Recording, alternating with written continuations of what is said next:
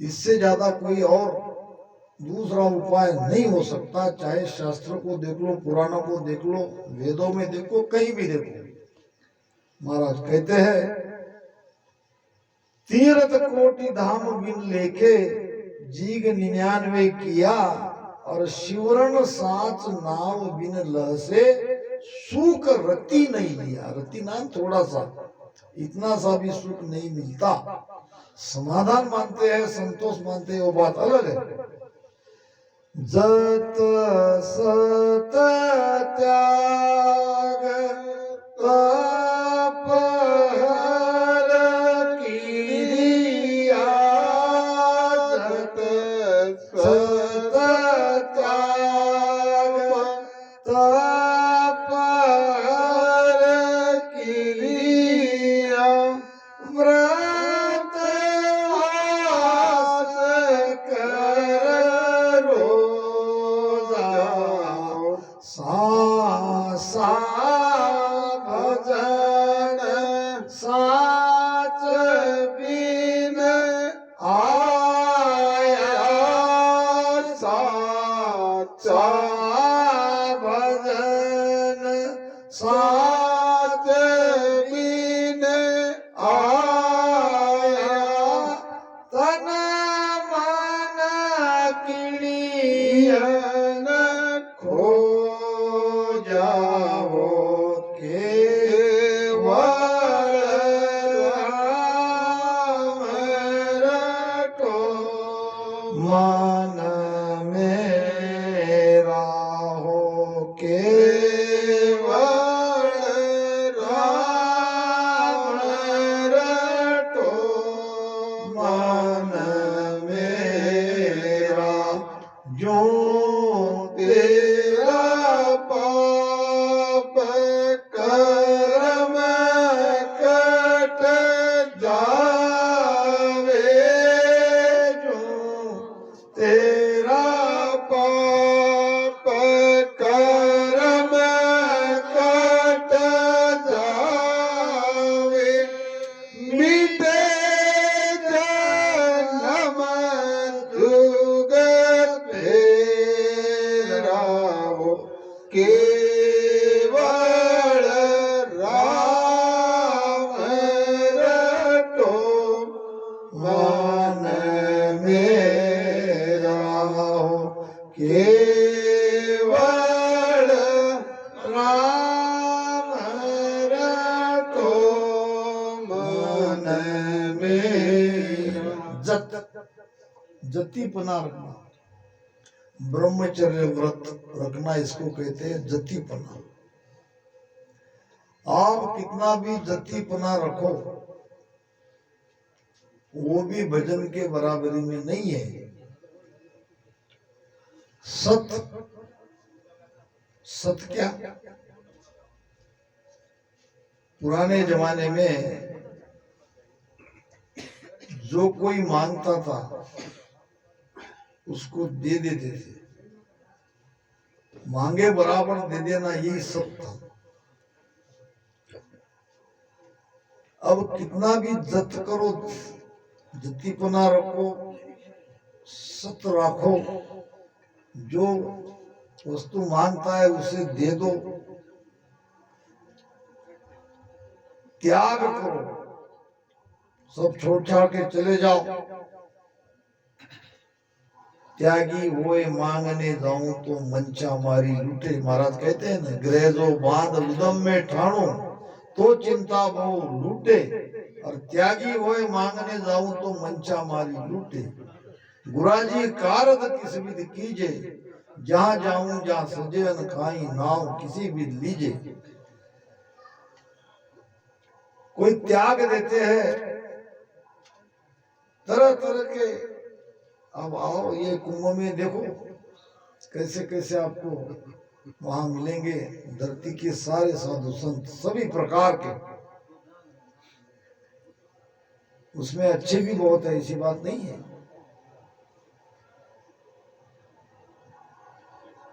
तप करते हैं, तप करना यानी शरीर को कष्ट देना, भारी भारी तप करते हैं। और क्रिया करते हैं, कर्मकांड करते हैं। इतना ही नहीं, व्रत करते हैं, उपवास करते हैं, रोजा रखते हैं।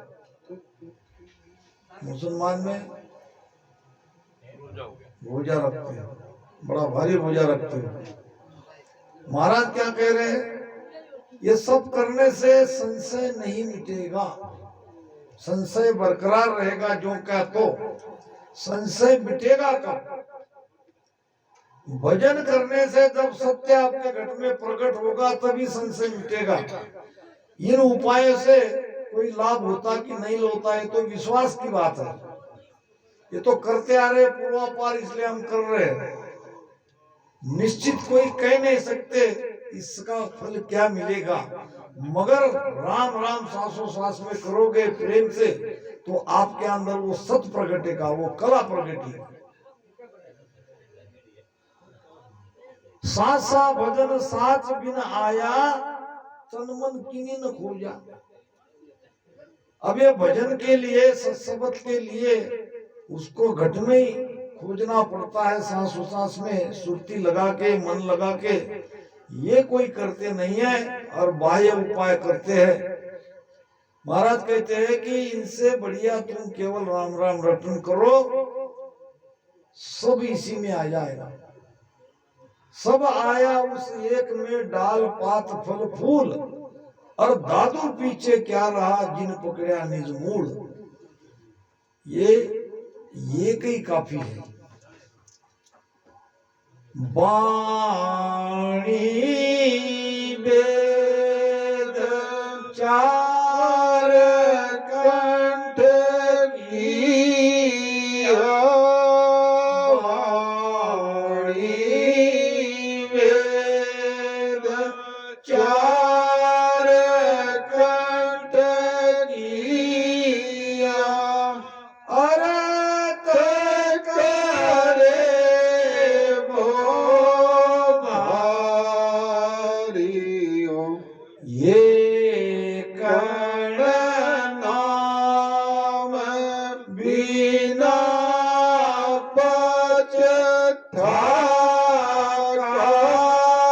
एक कण नाम बिना पचता का, गया जन सोहारी हो। केवल राम रटो मन मेरा, केवल राम रटो मन मेरा।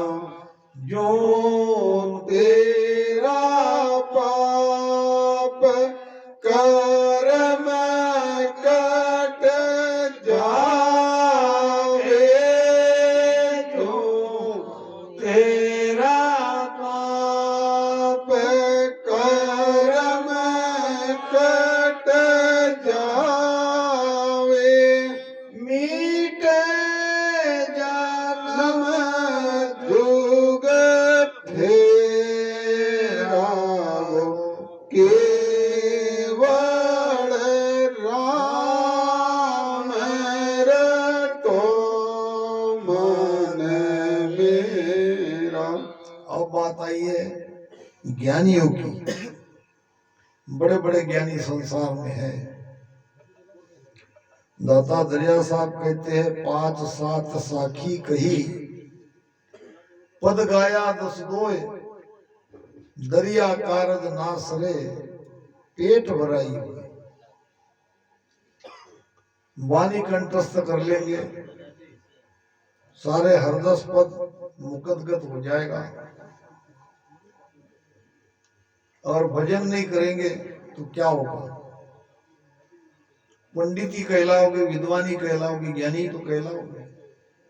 महिमा होगी, बड़े अच्छे, बहुत बढ़िया ज्ञान दिया, अच्छे अच्छे हरजस गाए,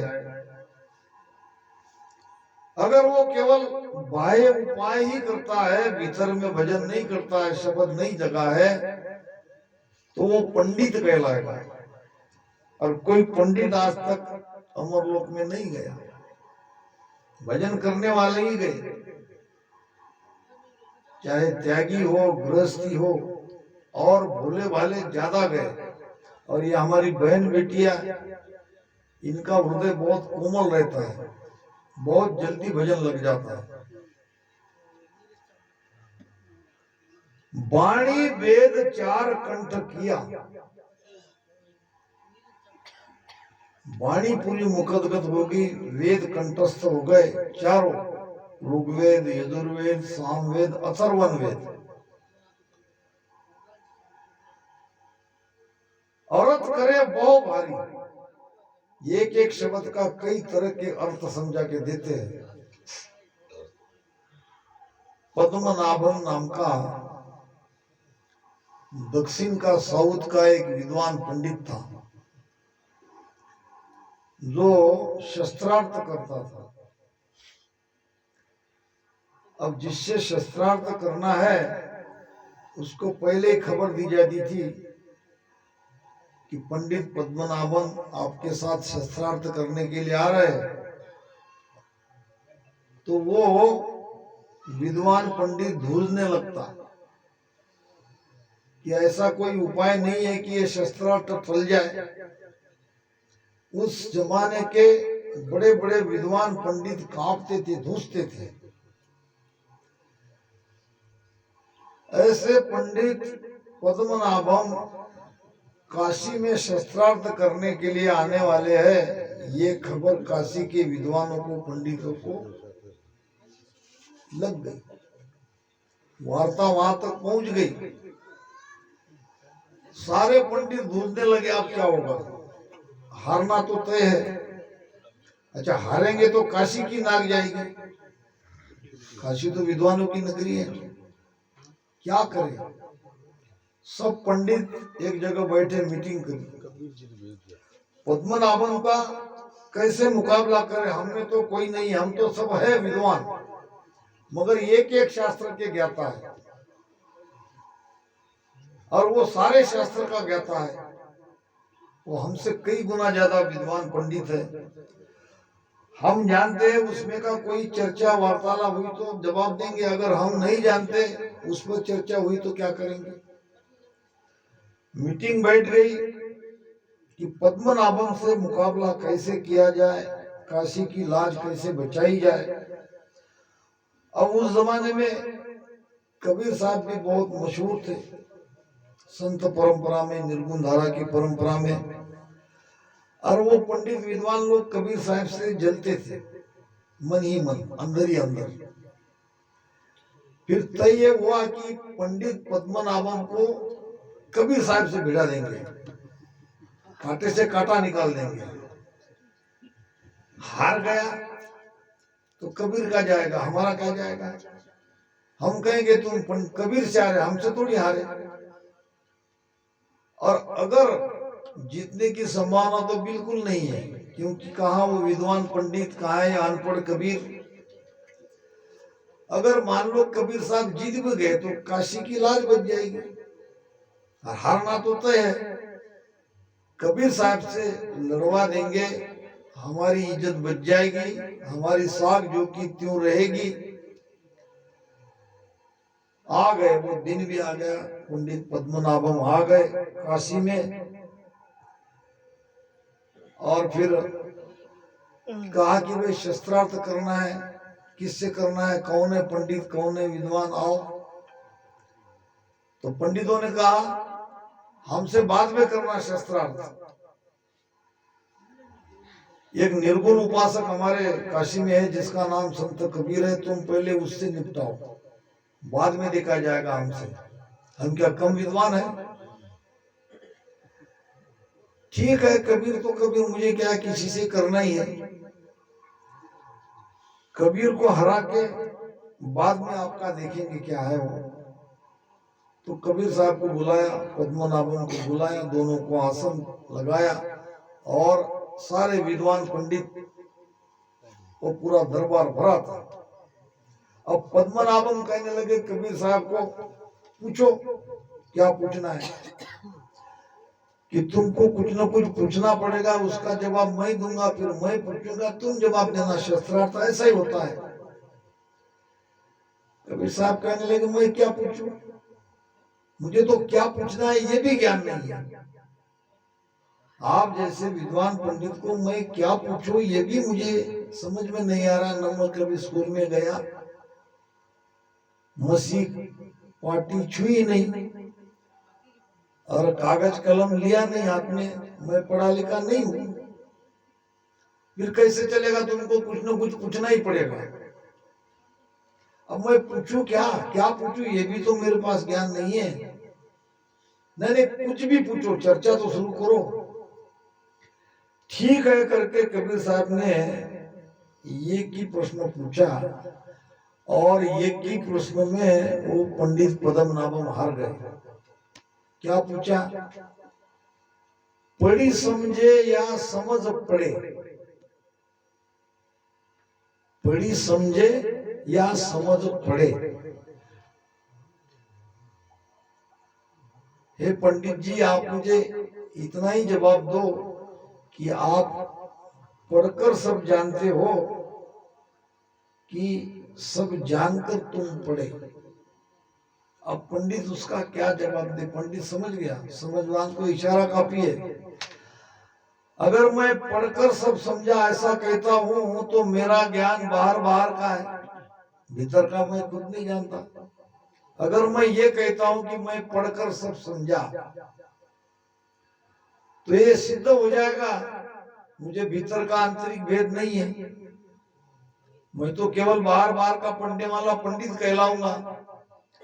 तो पढ़कर मैंने समझा इसका भी जवाब मैं हाँ में नहीं दे सकता, और समझकर पढ़ा ये भी नहीं कह सकता।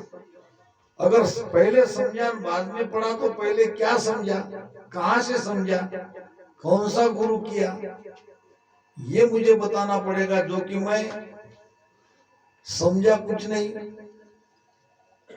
मैं तो पढ़ पढ़ के विद्वान बना। ज्ञान दो तरह का होता है, एक पढ़ के संग्रहित किया हुआ और एक भीतर से उमंगता है, उपजता है।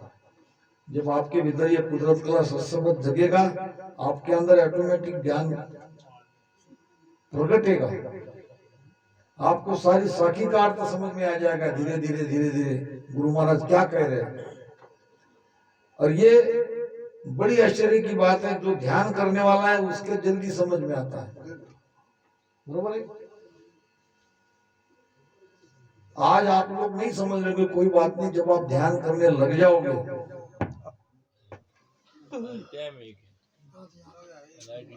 रोज ये समझ जाती है। ये इशारा तो नहीं बंद करो करके, बंद करने का इशारा नहीं बात। हाँ, ये थोड़ा रहेगा, 2 साकी रहेगी, इशारा जाना। चलो ठीक है। बानी वेद 4 कंठ किया, अर्थ करे वो भारी, एक न नाम बिना पछता का, गया जन्म सो हारी। ये सतनाम, ये सत्सबद, ये कुदरत कला, ये अगर प्रकट नहीं हुआ तो जन्म हमारा बेकार गया, आ गई। एक कोई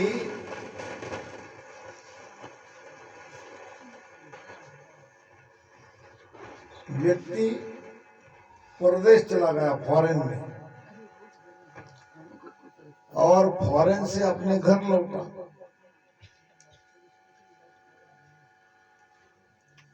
गांव के पास में एक नदी लगती थी, बहुत बड़ी थी। अब छोटी सी नाव थी, वो नाव पे बैठना पड़ता था। नाव वाला आ गया नाव लेके और नाव पे बैठ गया। नाव चलाने वाला बेचारा अपना नाव चलाने लगा। तो ये जो फॉरेन रिटायर थे वो कहने लगे, अरे भाई पढ़े लिखे हो, उसने कहा कहाँ साहब, बचपन से पिताजी ने एक काम में लगा दिया, पढ़ने को समय नहीं मिला, कुछ नहीं पढ़े, नहीं पढ़े, कुछ जानते नहीं हो, कुछ अंग्रेजी है वो नहीं, कुछ भी नहीं जानते, पढ़ाई नहीं तो मैं क्या जानूं। गया तुम्हारा जन्म बेकार, तुम पढ़े लिखे नहीं हो, तुम अंग्रेजी समझते नहीं हो। अब मैं तो फटाफट फटाफट अंग्रेजी बोल लेता हूँ, तुमसे मेरी वार्तालाप कैसे होगी। गया तुम्हारा जन्म बेकार, ऐसे कुछ बातें पूछने लगा और वो नई नई कहने लगा, कहता कि गया तुम्हारा जन्म बेकार। अब नाव आ गई मझधार में, बीच गहरे पानी में, और वहां आया तूफान। अब वो नाव चलाने में कह लेगा साहब तुमको तैरना आता है, वो कहने लगा नहीं आता। तो अब गया तुम्हारा जन्म बेकार। अब मैं चला तैर के, अब नाव संभालना मेरे बस की बात नहीं है। अगर तुम थोड़ा बहुत तैरना जानते हो तो मैं तुमको पकड़ के ले जाऊंगा तब पर। थोड़ा भी हाथ पैर तुम हिलाते नहीं हो तो मैं क्या करूं, मैं बचाना भी चाहूं तो मैं बचा नहीं। अब गया तुम्हारा जन्म, अब तुम चले गए यही। तो एक भजन अगर नहीं करते, महाराज कहते हैं कि गया जन्म सुहारी, जन्म को व्यर्थ मत गमाओ। कितना भी ज्ञानी बन गए, कितना भी वेदांती बन गए, कितना भी शब्द का अर्थ कर लिया, अगर भीतर भजन का भेद नहीं है, नाम की जागृति नहीं हुई है, तो बेकार जन्म हो गया, चला गया बेकार जन्म। जन्म तारो बात में बीत गयो रे तूने, कब राम लियो। जन्म तारो बात में बीत गयो रे तूने, कब नाम लियो। गया जन्म। अब ये तो सबको कह रहे गुरु महाराज, हम सबको ये बात अंदर में लगती है चोट। तीरथ धाम ज्ञान सब सारा, तीरथ धाम ज्ञान सब सारा, नाम साच को किया के वो कराम, भटक पच समझो के सुख राम, भटक पच समझो। बावे घर माई जिया हो, केवल राम रटो मन मेरा, केवल राम रटो मन मेरा।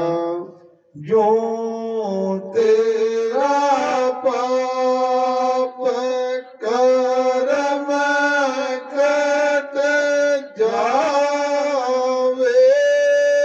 जो तेरा पाप कर्म कट जावे, मीटे जन्म जोग फेरा हो, केवल राम रटो मन मेरा हो, केवल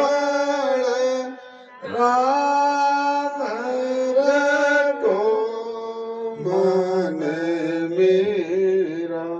राम नाम का प्रत्यक्ष प्रमाण तो आप देख ही रहे हो, ये माता जी का राम नाम रटन करके हमको छोड़ के चली गई। उनके पीछे उनकी भी महिमा हो रही है, राम नाम की भी महिमा हो रही है, महाराज की वाणी चल रही है, मंगल हो रहा है, आरती हो रही है, गुरु महिमा, और क्या चाहिए? यही तो प्रत्यक्ष प्रमाण दिख रहा है। जीते जी भी सुख में और मरने के बाद भी परम सुख में। क्योंकि जब 12वें दिन पे यात्रा शुरू होगी तो बड़ी आनंद से वो आत्मा खुशी से जाएगी और दोबारा मनुष्य शरीर में चली जाएगी। इससे भी और बढ़िया परिवार में जहाँ सत्संग मिलेगी, वाणी मिलेगी, गुरु मिलेंगे, ये प्रताप है। तुम्हारा फरमाते हैं तीर्थ धाम ज्ञान सब सारा। तीर्थ करो, धामों पे जाओ, दर्शन करो, सारा ज्ञान संग्रहित करो। नाम साच को किया, ये सब एक तरफ, और राम नाम विश्वास के साथ भजन करना एक तरफ। इनकी बरोबरी हो नहीं सकती, कभी नहीं हो सकती। चाहे आप कहीं भी देखो। अब इसी बात पे जोर देने के लिए गुरु महाराज क्या कह रहे हैं, के सुखराम भटक पथ समझो। इस बात को, इस सत्य को भटक भटक कर पच कर हार कर समझो, या अभी समझ जाओ। करना है यही, समझना पड़ेगा। चाहे घूम घाम के झटके खाते, फेरा खाते खाते समझो, या अभी समझ जाओ। बात आएगी यही, कितना भी शास्त्र में पढ़ लो, ढूंढ लो, आपको जहां तहां राम नाम की ही महिमा दिखेगी। छोटा सा दृष्टांत करके वाणी को विराम करता हूं। एक व्यक्ति गया गुरु के पास सदगुरु ढूंढने के लिए। छोटी सी कुटिया थी और एक 50 साल का एक संत, थोड़ी दाढ़ी बड़ी थी, बाल बड़े थे, वो वहां बैठे थे कुटिया में। ये व्यक्ति ने जाके कहा कि मुझे सदगुरु की तलाश है, क्या आप बता सकते हो मुझे जैसा चाहिए वो सदगुरु कैसे मिलेंगे, कहाँ मिलेंगे? अब वो तो स्वयं सदगुरु थे, मगर वो अपने मुंह से कहे, कैसे कहे? उसने कहा जाओ ढूंढो, एक एक संतों को देखो, खोजो, परखो, मंदिरों में जाओ, तीर्थों में जाओ, व्रतों में जाओ, सत्संग में जाओ, जहां आपको ऐसी कुटिया दिखेगी और मेरे जैसा बाबा बैठे दिखेंगे, वही तुम्हारे सदगुरु है, और उसी के चरण में तुम चले जाना, तुम्हारा कल्याण होगा। आज्ञा मिलते ही ढूंढने निकला, हर जगह ढूंढा, मंदिरों में ढूंढा, सत्संग में ढूंढा, तीर्थों में ढूंढा, हर जगह ढूंढा। वो जैसा उन्होंने कहा वैसा कोई मिल नहीं रहा था। कोई ज्यादा बूढ़ा तो कोई कम, तो किसी की दाढ़ी नहीं, तो किसी की कुटिया नहीं। उसने कहा था कि ऐसी कुटिया, ऐसी मेरे जैसा अगर मिलेगा तो उसके शरण में चले जाना। ढूंढते ढूंढते ढूंढते ढूंढते ढूंढते 12 साल हो गए और फिर आ गया वहीं। आके देखा कुटिया तो दिख रही है वैसी, और बाबा भी वैसे ही दिख रहे हैं, मगर थोड़े जाने पहचाने दिख रहे हैं। चलो पहले दर्शन कर लेते हैं, क्योंकि अब यही है वो। दर्शन किया, बैठ गया। महाराज कहीं इसके पहले हम मिले तो नहीं, मुझे आपकी सूरत जानी पहचानी लग रही है। बाबा ने कहा हाँ मिले हैं। कब मिले जरा बता सकते हो? मैंने तुम्हें पता बताया था, तुमने मुझे पता बताया, उसी से मैं कह देते कि मैं ही वो हूं। अब मैं कहता तो तुम कहाँ मानने वाले थे, कहाँ मानने वाले थे। ये ठीक नहीं बाबा जी, तुमने मेरे 12 साल गंवा दिए।